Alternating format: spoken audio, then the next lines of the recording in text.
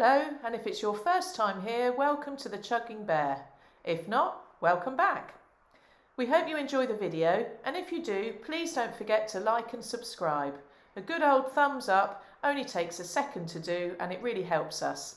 Besides the camper build, we've got lots of exciting and unusual projects planned for the future. And as you know, those lovely likes make it all easier to build the channel, and they enable us to produce some great content. We're hugely encouraged by the feedback and positive reaction we've had so far, and would like to thank everyone for your support. Firstly, I hope we don't get too much interference in the background. I've got a neighbour who's trigger happy on a leaf blower. There's quite a bit of traffic around. Unfortunately, we live on quite a busy road, and also, I don't know, you may be able to see him up in that tree. We've got red kites as well that like to squawk in the background, so if you hear those, you'll know what they are. It's not me. Right, diving right in, one of the first questions I had was, why did I make these? One of the reasons was there was quite a big piece of rust here. I had to grind it all out and treat it all to stop it coming back, and then obviously you need to put something over the top to finish that off. And one of the reasons I made these plates was because further along I intend to put some more checker plate over these two doors over here, and that will be raptured black as the front one is, and that theme is then going to carry on all the way down the side into our storage boxes. So we'll have checker plate doors that are raptured black, which will follow from the box back into the cab up here, and then back to this plate at the front. I hope you like it. I actually made it from some 3mm aluminium checker plate. I stuck it on with some Tiger Bond or Tiger Seal, which is an adhesive or a bonding agent that they use on cars. I need to go around the edges with some of that when the weather warms up a bit. I'm not going to do it now, but once it's a bit warmer, I'll go around and seal all of it. But yeah, for those of you that were asking, that's what that's all about.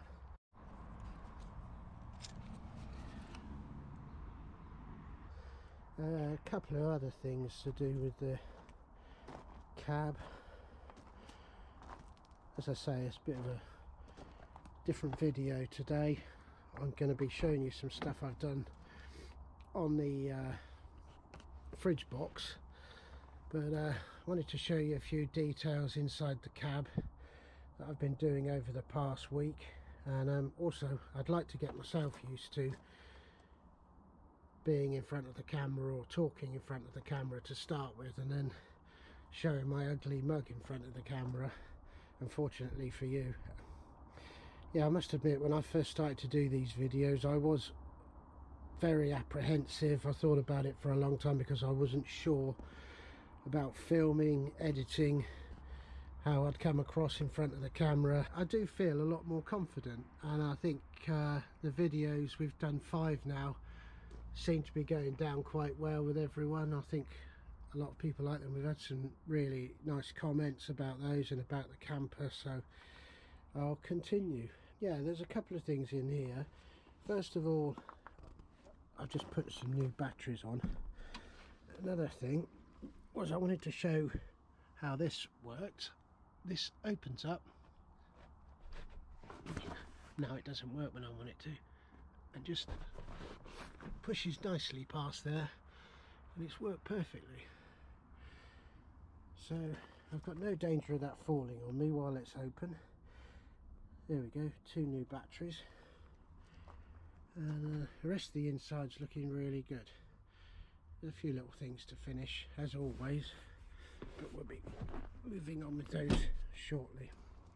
Okay, another thing that I wanted to show you was, I'm really happy with the seating position in here, and I've just extended the gear lever by I think about 4 inches. The actual gear lever the knob was down here somewhere, and I hate driving along and having to lean over to reach the gear stick in any vehicle, let alone this one.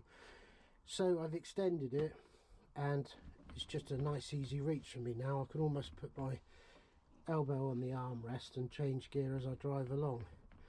Another little thing I've done is I made a checker plate tray to go in there, which I've glued in. I don't know about you, but that had an ashtray in there, and in any vehicle that I buy, the ashtrays always make me want a bath. I really don't like them at all. So the ashtray's gone, it's history, and that's in its place. We can put pens in here and coins and all kinds of things. Right, I think in the last one Em showed where we were going to put the cool box. I've actually now made a tray for it that this sits on. Let's see if we can show you, which has worked out quite well. So now the cool box will sit in there, he says. Bit of a job with one hand. There we go. The cool box sits in there. I can quite easily reach over as we're driving along, grab a sandwich and drive along and stuff my face, which is ideal. Just what I wanted. And yeah, so I thought you might be interested in those few details that I've done on the truck this week. Quite a few other things to show you shortly, and I think that's where we'll go now. So the main reason for today's video is I wanted to tell you about these. I've just bought 2 of these, and I'm going to use them to, well, I'm going to use this one to make the alcove on our camper body. What we've got, as you probably know, is this fridge box, which I purchased recently because I want to put an alcove on there for a sleeping compartment for me and Mrs. Chugging Bear. And this area as well, I'm going to extend this forward to the back of the cab and make this an extension onto our box. It's going to give us a 5-metre box with the alcove on the front, which is going to be ideal. It's just what we want, really. So yeah, getting back to these boxes, I just bought these this week. I'll tell you a little story about them. I looked into buying this blue expanded foam, these panels, and the prices were just horrendous. I couldn't believe how much people wanted for what to me seems like a relatively easy thing to make, but it's easy for me to say that. I don't have the overheads or the cost of running a factory to make them, but we got a quote for making just a shell for our camper with the alcove on, and it was something like 12 grand plus the VAT, and I just couldn't believe it. But then I suppose everything's like that at the moment. And I also looked into various other ways of making this alcove. It's been an absolute nightmare to try and figure it out. I didn't think it would be when I first started this project. I thought it'd be quite easy, but I need to bring this out, as you can imagine, with the usual shape on the front that you get on a camper, so that we've got our nice little bed up there. And I was going to just buy the panels and form it from those, and it was just horrendous. I looked in China, I looked in this country, and the prices were just stupid, so I gave up on that idea. And then I was going to buy a roll of GRP, which is the outside skin of this, and then glue that, laminate that onto some blue foam and make the panels myself. But the roll of GRP was £1,000, and then all the insulation on top would have brought it up with the glue, and then something to line the inside as well. I think we'd have been looking at about 2 grand. So that brought me over to these little beauties this week. They're both damaged, by the way, both of these boxes, so they're a bit cheaper than you would normally pay. I think normally the prices for these are anything from 300 to 700 or 800 quid, depending on who you buy them off and how greedy they are. This one is damaged, and I'll show you where. This was 50 quid, which I think was an absolute bargain. Bought it from a lovely Russian guy over near Aylesbury. Nick, if you ever see this, thanks very much. He really was a lovely guy to deal with. We had a good old chat and a good laugh when I went to see him. Anyway, this one, someone's had a little whoopsie on this corner, and you can see it's pretty badly smashed here. but the damage only goes back so far down this edge, and it leaves me, I need 2.4 meters to cut this front panel for it to be usable, and it leaves me with 2.4 meters. So the luck was on my side with that one. The roof panel is a bit damaged as well, but I'm not too bothered about that because I've got the end walls. I've got that wall over there that I can use. The roof inside, there are another 2 panels.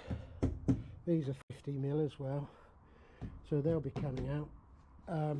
Not sure how easy they're going to be to get out yet. I think it's going to be quite labour intensive to strip this down and get it to where I can use all the parts, but I'm not really bothered about that. It's just going to be so handy. For instance, if you're like me, I mean I work with aluminium a lot, so I can do a lot with these. There are 11 of these racks in the body, and I need to take them out, but I can cut these about and make all kinds of other things for our camper with them. You know, that aluminium would cost a fortune if you had to buy all of it, so that's one good thing.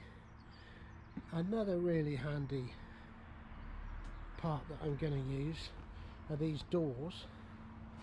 I'll show you on this other one. It's got, they normally, this type of box normally comes with 3 doors, and I'm going to use those, so I've taken them off of this one. And I mean, just look at these hinges. I priced up just some ordinary small butt hinges that were stainless, which is what these are. And for me to buy the butt hinges that I need in the quantity was over 200 quid, and they were nowhere near as well made as these. I mean, this stuff would cost a fortune. It's all 316 stainless, which is food quality, which basically means it doesn't corrode like some stainless can, and it's there forever. I mean, look at these latches. They're really solid, really well made. You can buy these lock mechanisms really cheaply, so I'll get some new locks.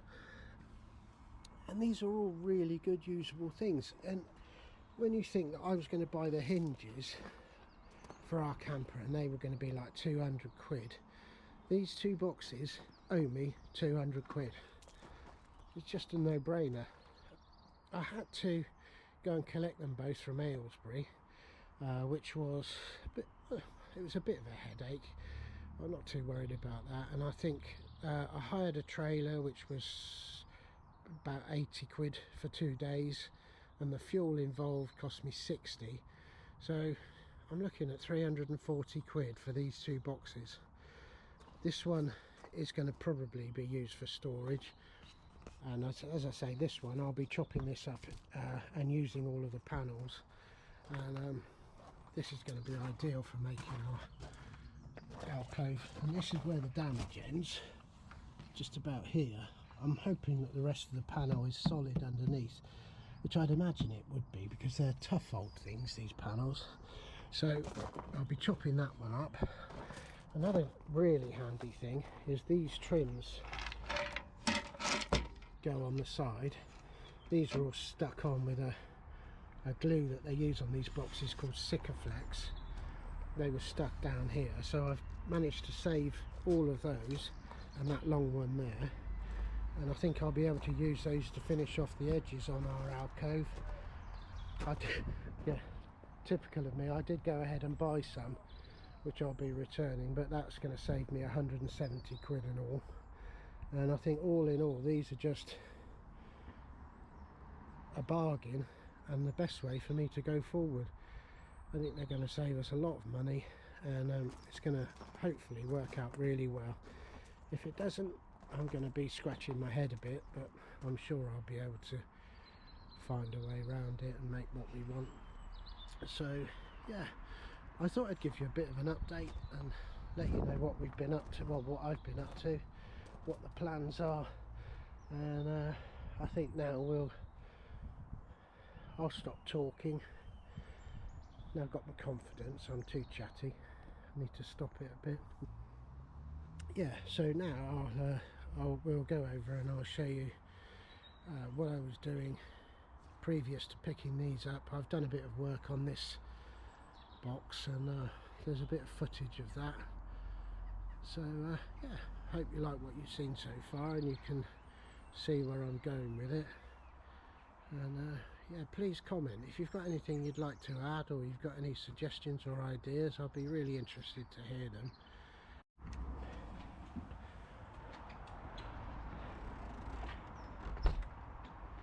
Okay, so Saturday morning, and back on the truck. Bit more of a relaxed day today though. Whenever I get a new project, I decide to give it all a good clean before I even start to think about where things are going to go and how I'm going to build something. I mean, this box isn't too bad, but as you can see up here, I mean, look at that. That's where the cooler was, and you know, when you're working with all this kind of stuff, you really don't want to be modifying things that are covered in dirt or making things that are filthy, because all you do is you get it on your hands, which then they then get it all over your tools, and tools are expensive, so you have to look after them, and you pay a lot of money for them. So what's the point in transmitting all that dirt from your hands onto, say, your new rechargeable drill or whatever you've just bought? I can't see the point. So it always makes sense, to me anyway, to give whatever you're going to be working on a good old clean before you get going. And I'll give you an example. I mean, look at this. This is not too bad. I've seen worse, but let's give that a, this is a bit of good old unleaded. We've got a nice clean rag, and I'll give it all a, you can see already the difference between that and that. And also, there's your rag. And do you really want all of that all over the tools that you've just paid a fortune for, and all over you? And you know, I've got kids, they're bound to be in here looking around and touching things, and you just don't know what's been in the back of this thing. So that's it for this morning. It's going to be a good old clean on the outside and a good old pressure wash everywhere and on the inside. I did notice the other day that down in the front corners here, I've got some drain holes which are handy. They all go straight outside. So that's the plan. Give it all a good old clean, and yeah, then I'm going to start thinking about what to do with it all and how I'm going to change it. I've had obviously, I don't stop thinking about these things. When I take a project on, I'm into it straight away, and my head's buzzing until I've solved it and I can see everything working in my mind. So that's the way it's been for me since I got it back. But yeah, I would suggest, if you're going to do a project, first thing you want to do is make everything you're working with nice and clean. So that's it. Talk to you in a bit.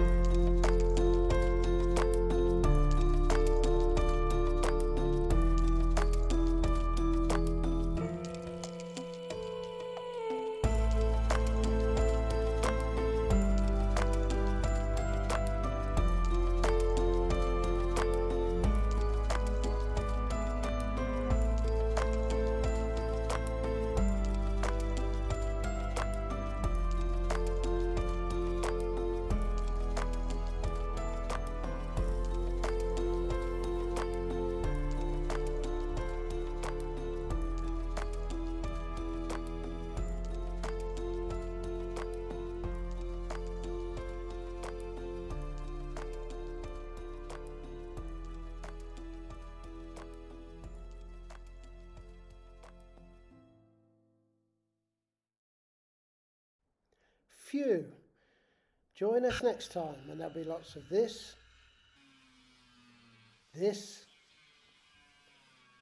and this.